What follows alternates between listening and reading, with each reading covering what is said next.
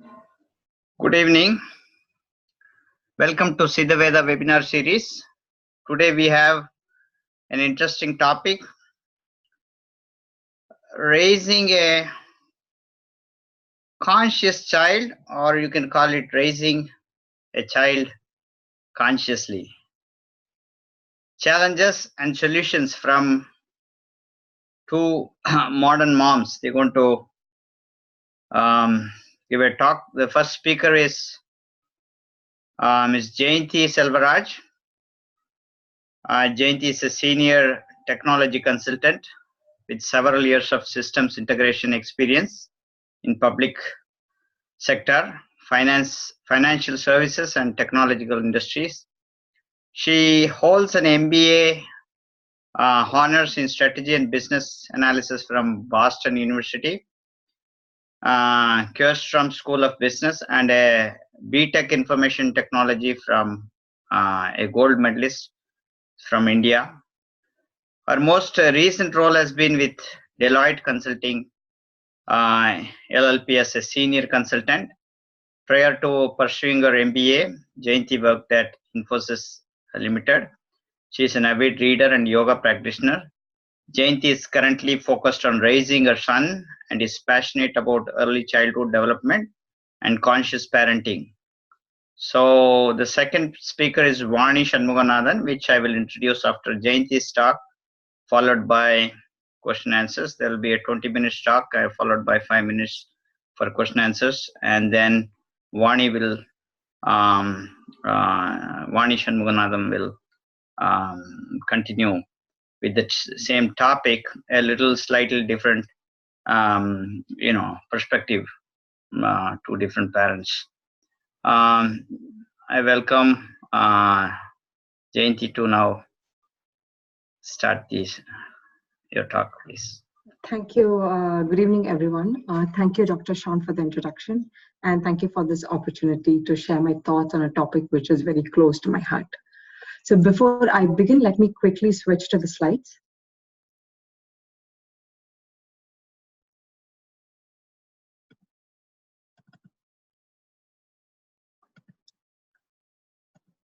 Is it visible? Yes. Yeah. You can go ahead, Okay. please. So I have a 2-year-old son. His name is Anupam. Couple of years before I conceived with him, I decided to educate myself on child rearing best practices and what is conscious parenting.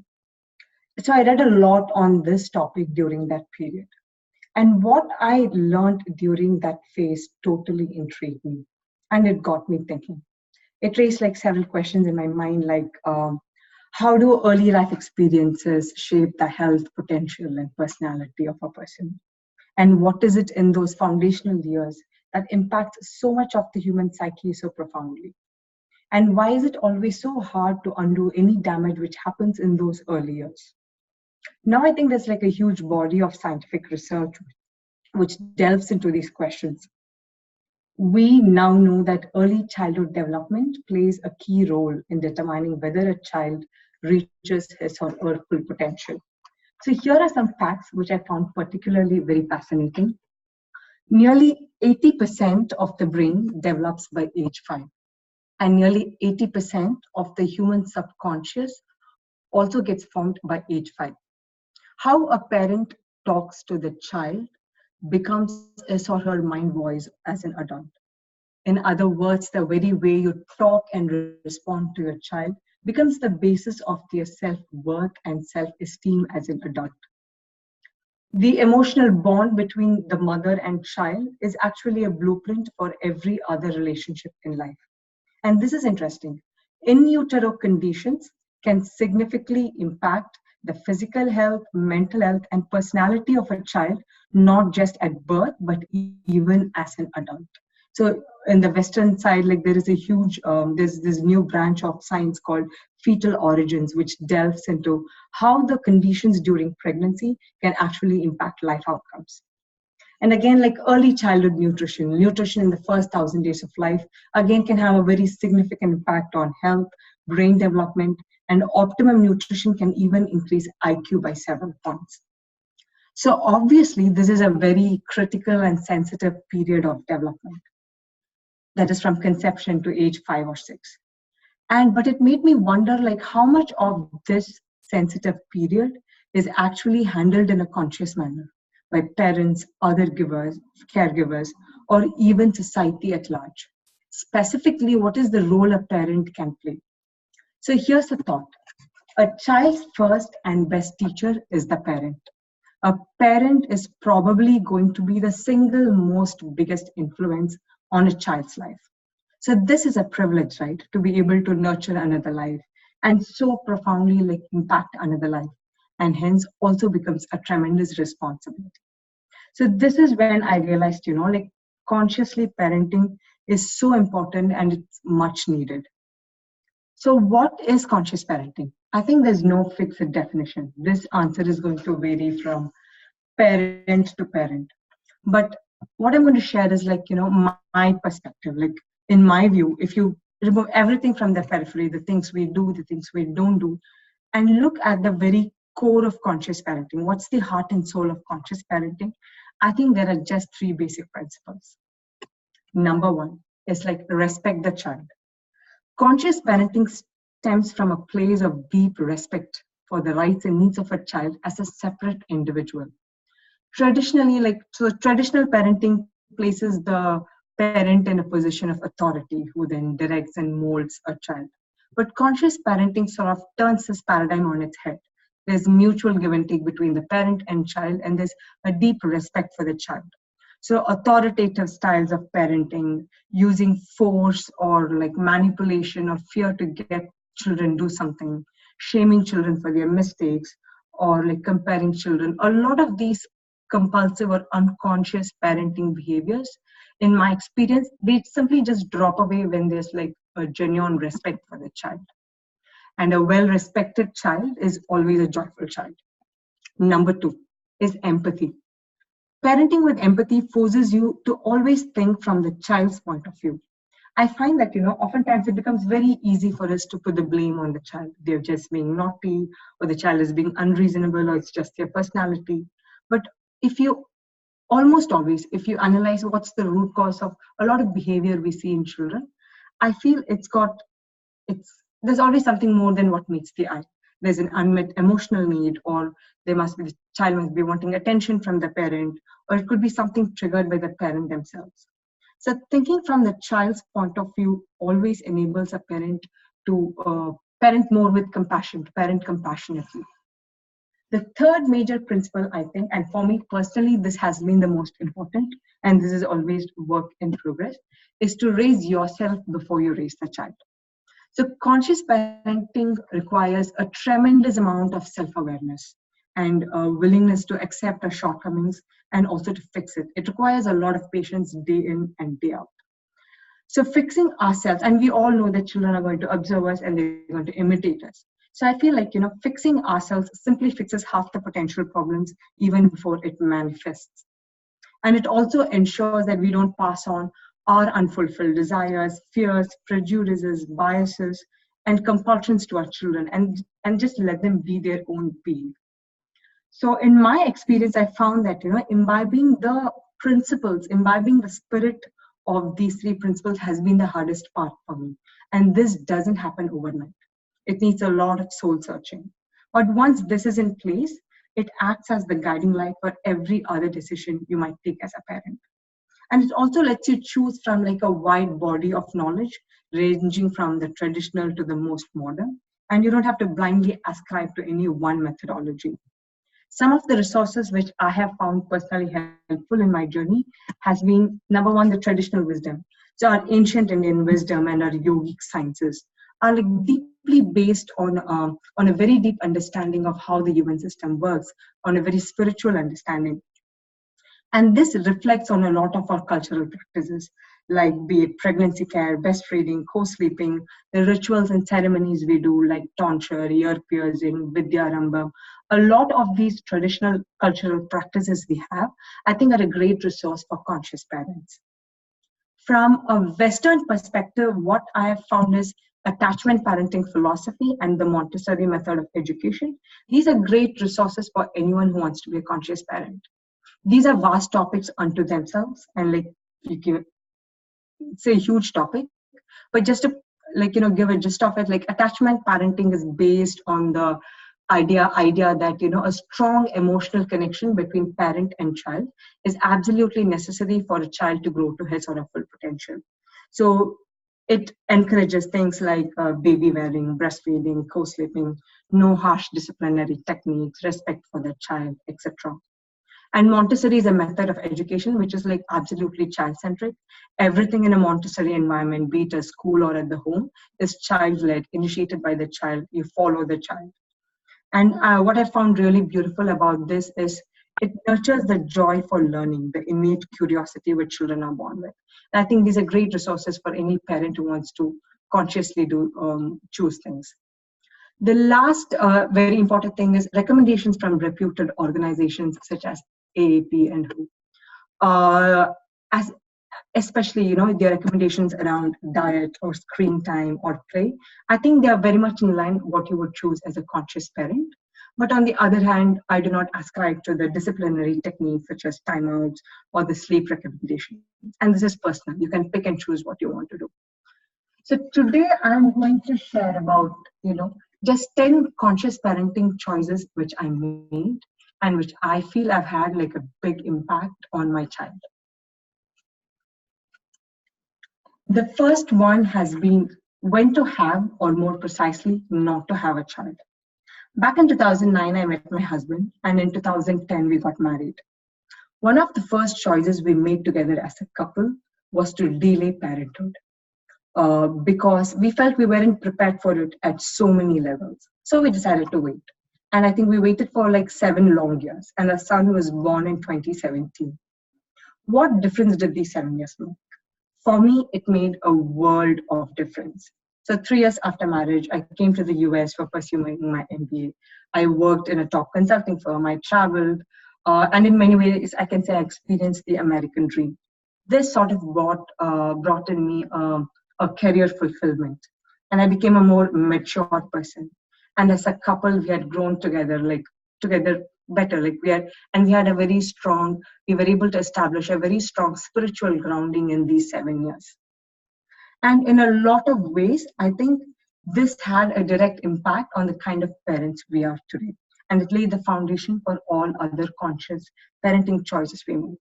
This may not be true for everyone. I think this is something which helped me in my life. It may or may not be hold true for someone else.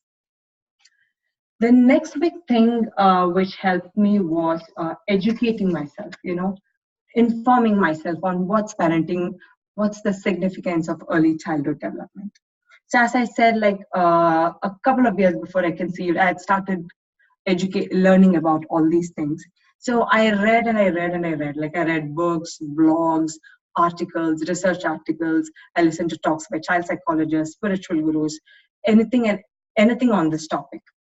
And how this helps is information empowers you to make very informed choices because our choices have consequences, and being informed also help. If you know why you're doing something and if you understand the significance of it, it's much easier to follow it through till the end. So for example, right, during my pregnancy, I had come up with this perfect birth plan. I was going to have a medication-free without an epidural. I was going to have a medication-free natural birth, delayed cord clamping, skin to skin, immediate breastfeeding, the whole thing. So especially I had done a lot of research on the usage of epidural. And what I found that was what studies show that taking an epidural early on in the labor process can increases the probability of kicking off a vicious cycle. It increases the chance of other medical interventions such as a C-section, which in turn means that the mother needs a certain recovery time. And so you can no longer start breastfeeding immediately. So it kicks off like a very vicious cycle. So I had decided I was not going to take an epidural. But then things didn't go out as I planned. The first setback was I had to be medically induced, which I didn't want to do that. But I had to be medically induced because I wasn't going into labor on my own, which meant that the pain was going to be stronger and faster. My son was in a posterior position and he was a whopping 4 kgs when he was born. So I had all odds stacked against me. And you know what? At the end of 28 hours of labor, I did take an epidural. And I was very thankful for the epidural. However, in spite of all the odds, I did end up having a natural delivery. And I think this is how information helped me. I waited until it became absolutely necessary to take the epidural and not at the very first opportunity when it was offered to me. So, information, like when you're an informed parent, I think you can think through the consequences and make the right choices. So, in my opinion, ignorance is not bliss. I would rather be an informed, worried parent than an ignorant, blissful one. So, I think any conscious parent, one big lesson is to educate yourself, keep yourself informed on why we do what we do. The next big decision has been, creating the right environment to have a child. I know when I had my child, I hit the pause button on my career. I was in a very lucrative six-figure salary consulting job, which had the promise of like high growth and success. And it was a very demanding job with regular travel and long hours. On the other hand, parenting is a full-time job. And being a conscious parent is more than a full-time job because you're not willing to take shortcuts. So something had to give, and I decided it's going to be my career. So if you actually think about it in the bigger scheme of things, we could work till we are 65 or 70 years of age, and a few years break might not make a big difference. But my presence during the formative years of my son could make a world of difference to him. So I made a very voluntary, conscious choice. But this choice was not easy. I had to do a lot of soul searching, and it did not happen overnight because this was a very hard-earned job. It didn't come easily. So what I found, what specifically struck me during that period of like soul searching and thinking about, really breaking my head over whether what I should do. What I found, I call myself a feminist, but what I found lacking in the dominant feminist narrative was no one was talking about caregiving. No one was talking about the significance of early childhood development because there was no economic value attached to it. So such a significant aspect of human development was largely overlooked. And the dominant narrative stressed a lot on equality. And if you actually think about it, the more you talk about equality, you're losing sight of like diversity and nuances. And man and woman, if you actually think about it, they're not equal. Like they are unique, they have like different needs. And if you try to blindly equalize in all aspects, I feel a woman will have to fit into a man's world. And a significant life event like the birth of a child, you're forced to like act as though it's not a big deal, it's just a disability and try to get back to work. So this is what I found was lacking in the corporate culture. So what is the solution for this? I have no idea. This is complicated. But I decided like I'm not going to be able to change the world or the workspace or the corporate environment, but I can make a very conscious choice in my life and not be driven by economic factors alone. And so that's what I did. And I feel this has been one of the most significant decisions, and it's had a huge impact on my child. The next area is prenatal care. So traditionally in Indian culture, we have had a whole elaborate system of how to take care of a pregnant woman, a very protective system. This is because we believe that the kind of impressions a pregnant lady puts into herself, the same thing also goes to the child. So the idea is if you keep yourself in a pleasant state, you will provide the best possible situation for the child to thrive. And I was talking about this whole science of fetal origins, which also looks into these topics. It's been very popular in the last 20 years. It does, if you actually search for fetal origin hypothesis, it talks about how chronic stress during pregnancy can significantly affect the behavioral aspects at birth and also as an adult. So these were things which I took very seriously. So I took diligent care of my diet. I was very diligent with my yogic practices. I did not do anything stressful. I stopped watching movies. I did not go to theaters because I didn't want to expose myself to any violent content. So I did a lot of these things. And I feel these have had a huge impact on my child.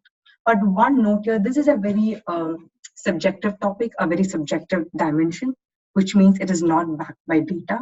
I cannot actually link specific things I did in pregnancy to specific outcomes after birth. That link is not there, but experientially, I know this to be true, but there's no data to back it. But this was something I feel the pregnancy was something I handled in a very, very deliberate, conscious manner. The next big decision or conscious parenting choice has been around how to treat your child. And I already spoke about this, like treating child with respect is a very, it's the cornerstone of conscious parenting. So some of the things we follow at home is no rewards for any kind of behavior, no punishments, be it physical or verbal, no shaming, no manipulation, and no fear. So what does this leave you with? You just have to role model and have a lot of patience and involvement. And I don't know if this will work in every situation, but what I do know and I do believe is that, parenting with, let's say, like punishments and fear-based parenting, they do not have the expected long-term impact. And discipline should always be about the long term and not just about fixing one specific situation. A special note is here is what I found very important is when you have multiple caregivers, you need to parent as a team. Everyone needs to be on the same page. And this really helps. Like what really helps is to have a very open discussion with all the caregivers involved and put the adult egos aside and think that and understand that what we're doing is is for the best interest of the child. So this kind of understanding between the adults and the household, the harmony, I feel is extremely important to create a situation or like an ambience of rest. Closely related to this is setting rules and boundaries.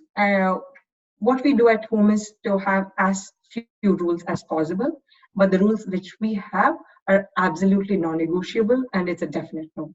So one big rule is we are a screen-free household. I'll talk more about it later. So my son has zero access to phones.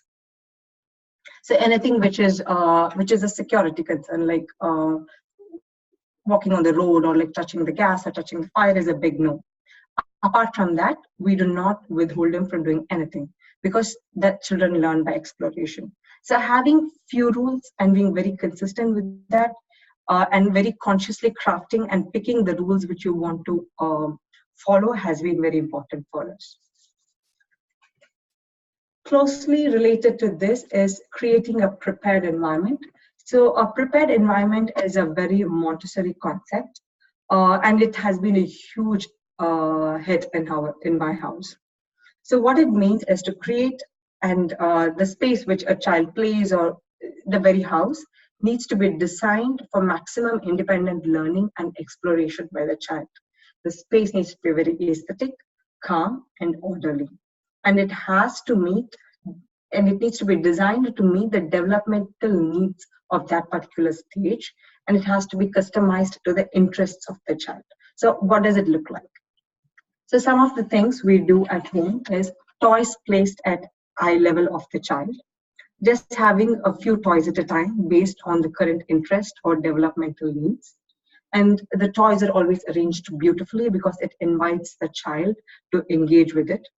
No battery operated toys that light up and blink and play loud music because that overstimulates a child and it does not aid development.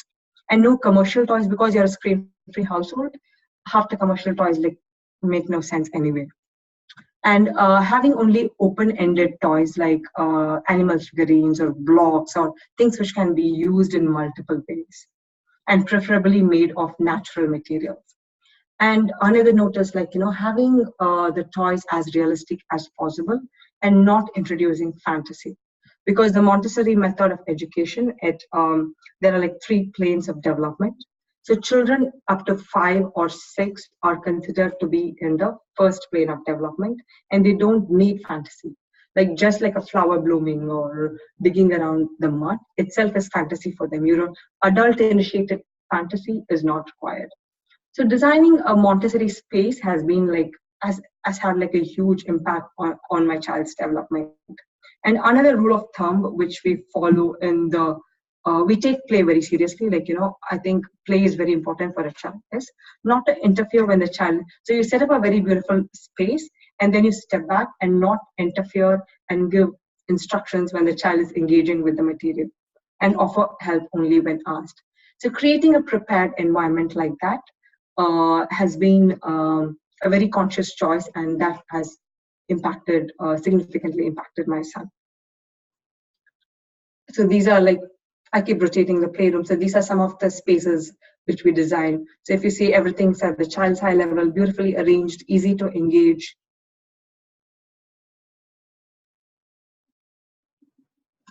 The next big decision has been to be a screen-free household.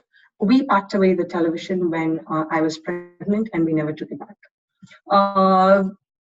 And organizations like AAP and WHO also have like very clear screen time guidelines. Studies show that excessive screen time in young children can cause language delays, because the only way children learn language is through human interaction. Or it can cause other developmental delays. It can cause screen addiction, reduces physical time, eye problems. So I think if you Google, there's like enough research to show that screen time is really not needed for kids. So this is something which we take very seriously, and absolutely no screens, and we plan to keep it this way as long as possible. The next big thing is has been to give him good grounding in nature and introduce him to books. And I think exposure to nature is something very much needed for kids. Studies show that kids have significantly lower levels of stress scores increase, it aids brain development. And apart from that, I think it makes them realize that they're part of something much bigger than themselves.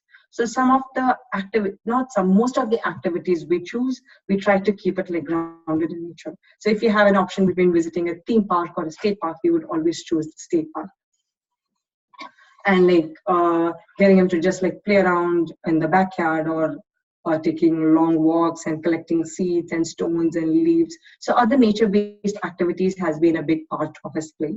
And another great resource for parents is something called the Free Forest School, which is a Scandinavian concept where children are given long stretches of uninterrupted free play time in nature, and we're going to be starting that soon.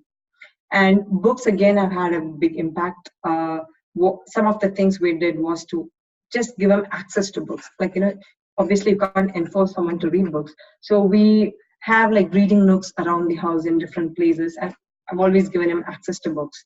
And when we come, a note about choosing books is to avoid anthropomorphic books where like animals do human things, like animals talking and dressing up, things like that. So we keep books as realistic as possible, depicting the real life. So giving him like a solid introduction to books and nature has played a huge part. And the last, and again, another important area is nutrition. For rightly or wrongly, I'm obsessed with nutrition. So some of the things we follow around this is no force feeding at all. Absolutely no force feeding. There's something called like the division of responsibility. Like the parent decides when to offer food, what to offer, and the child always gets to decide whether to eat and how much to eat. So this is something which we take very seriously. No manipulating and tricking him to eat more, and always respect him around his choice for food. And never using food as a reward or as a punishment, like withholding food as a punishment or food as a bribe is something which we follow. And not attaching any emotional value to food, like, oh, I took so much trouble to cook for you, so you have to eat. And I'm disappointed if you don't eat, but I'm very happy that you've eaten so much. So we refrain from doing such things, because food is about the body, and children need to eat intuitively, and they already have that. And I don't want to interfere with that. And another big note is we've been sugar-free. He's had zero access to sugar till date. He's 26 months old. And some tips was to like just don't introduce it at all. Like we avoid getting any kind of junk food at home. Whatever he's exposed to is only the healthy stuff. So at least till the time when it's practically possible, we're trying to keep him away from sugar. So these are some of the very conscious choices I made as a parent, and I think which have had like a big impact on my son. Uh, just some parting thoughts. Children are not born to us like on their own. We decide to have children, and I think it would be, for me, it would be a sacrilege and a crime if you don't let them develop to their full potential. And every word we speak in front of them, every action we do in front of them, every exposure we give them, and even every ounce of food we put into their bodies, everything becomes important because it's going to impact another life. And small actions can have very big impacts, and but in very subtle ways. So it's not just impacting another life, it's going to impact society at large because you're creating the next generation of people. So this is a big responsibility. So that's it I have today. Thank you for listening. Let me know if any questions. Thank you so much. Now we are open for questions. So, if you have any questions, you can start. I just unmuted you.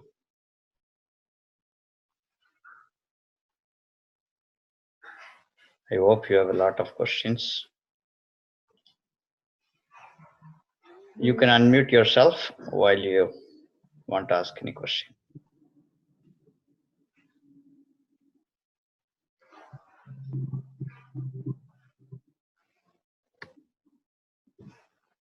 Any questions?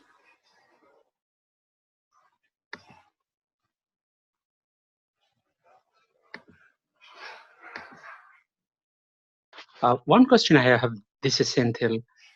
You talked about the formation of the brain and the character and behavior before 5 years, but after 5 years, how do we help them change their behavior, or how do we form their characters? So I have been like, my child is not 5 yet, so I'm just sharing my experience, and I've totally focused on early childhood development. And I think it's more foundational in those 5 years. The exact methods to do after 5, like I don't know. I'm not a child psychologist, but I do know the significance of our actions in those 5 years. But I think there's like lots of information and books on that. I just haven't gotten into that yet. That's the next phase. Yeah. Yes, Jayanthi, this is Ashwini. And Sendal, sorry to interrupt, but I wanted to add more to it. And again, being a pediatrician, and this is the most important field that's being explored, because there's a concept called adverse childhood events and toxic stress, especially in the US. Kids who come from very stressful environment at a longer age, they've found that there's really a high significance of mental health issues, behavioral problems, and a lot in growing children. And that's what they're exploring. There are kids who are 7 and 8 who come in with diagnoses of PTSD and depression and anxiety, and there's enough scientific data to prove that the early childhood experiences affect that all. So again, it makes a lot of sense. And again, how much practical it is the question, and she is rightfully in saying that it's up to us as parents to put in all the effort to give the time to raise that child, But just to add to what Dr. Ashwini is saying, I think your question is like, how can we reverse it? I think it can be done, like as an adult, when you do yoga, and like there are lots of techniques where you like break down your karmic structures. I know that it can be done, but I think it just becomes much harder as an adult to undo the damage which was done. But I do think it's possible. I think maybe Dr. Sean will have more thoughts from a very yogic perspective on how this can be done. Sure, thanks. What I found is that, when we grow up in India, we have, cousins, and then, maternal uncles, paternal uncles, and we grew up on seeing them. But the kids grow here, they don't have that much of opportunity. Mm-hmm. And we also are very busy with our work, and then we are also could not play that role model very well. But I found the kids who are coming here after 5 or 6 years, they are having very good behavior, or very well, formed. But I'm not saying all, but I'm just saying few. Compared to the kids who are grown from here alone, but not formed very well, or the characters, as you mentioned, without having good role models. So I think there's more like it can even be seen as a positive. On the other hand, if you see, you can give a more protected environment. So obviously you need someone who is like a dedicated caregiver. I feel that's very important. Or like you should have like substitute caregivers who can play that role. But when you don't have a lot of other influences, it in several ways it becomes easier to keep a very controlled environment. Like some of the things, like for example, like I am very specific of not putting in any fearful thoughts into my son's head. I would never say, oh, like you have to sleep, it's getting dark, it's I don't scare him because it's dark, or like I have a huge aversion towards insects and animals, and I refrain from like showing that in front of him because I don't want to pass on my fears to my child. But I think like when you're with a huge family, or like when you're in India, the disadvantage is that not everything they are exposed to is not in your hands, at least in early childhood. But I mean, that's real life. But you can, even on the flip side, you can view this as an advantage and try to create like a more protected environment and protect them from a lot of unwanted influences as well. So there are two sides to it. Thank you. And I find it so much easier to follow the no sugar, no screen guideline because I'm here. It would have been so hard had I been in India with like 100 festivals coming, and like it would have just been hard to implement it. So there are pros and cons, and you can always take the positive out of it. This is Kalpana. I just have a little something to add also. I have 3 children now. One is grown, she's 18, one is 15 almost, and one is 11 almost. And I think the biggest aspect that helped my children to be really well behaved and very calm and empathetic was the presence of their grandparents. Grandparents play a huge role when the parents itself are busy, or when we have other things, when we want to live our lives. If we can allow for grandparents to spend time with them and not worry about in-laws, oh, I don't have freedom with my in-laws, and things like, if we can get that out of the way and our selfish needs out of the way, and just let the children spend time with their grandparents, I think it's really, really helpful. Definitely, I think that makes sense. And like grandparents or any other caregivers, like what I had mentioned during the talk, but it's also important to get everyone on the same page, because you want to parent as a team, right? Like you don't want confusing messages to the child. So like I do not offer rewards, but if there's someone else offering a reward, then that's going to confuse the child. So I think we cannot do without the help of caregivers. It's much appreciated, and we just have to do a little bit of extra effort so that, and even the parents have so much to learn from the grandparents.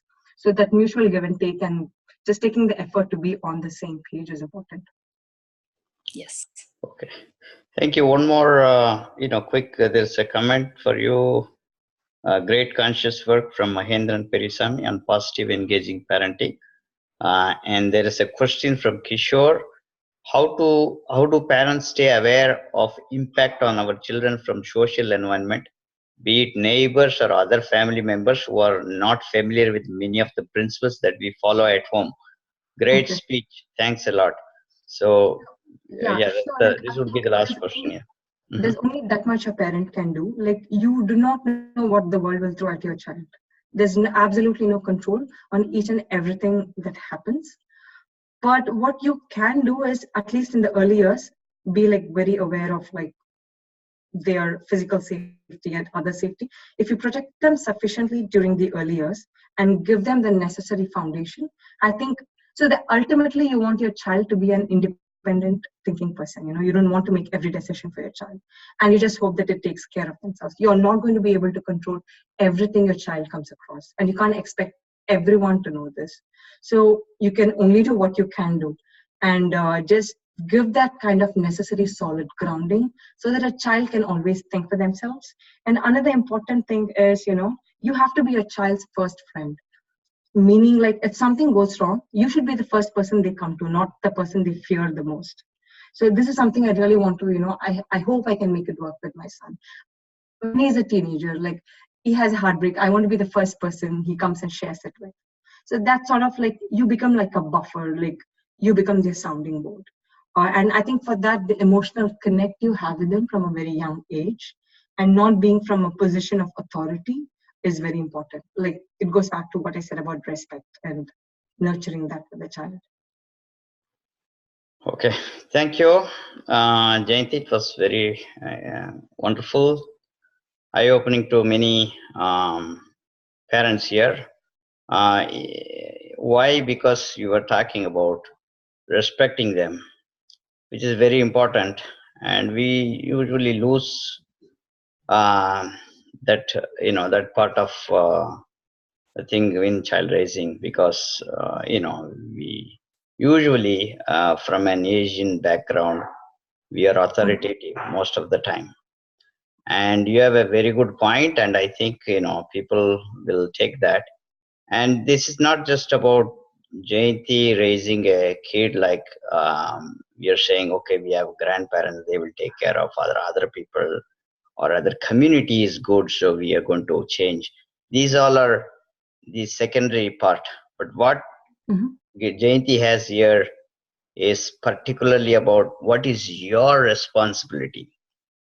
And that is where she consciously resigned her job. It's not like she did lose her job or something like that, and made this possible. So we all appreciate Jayanti for your conscious parenting, Thank and you so much. It means a lot.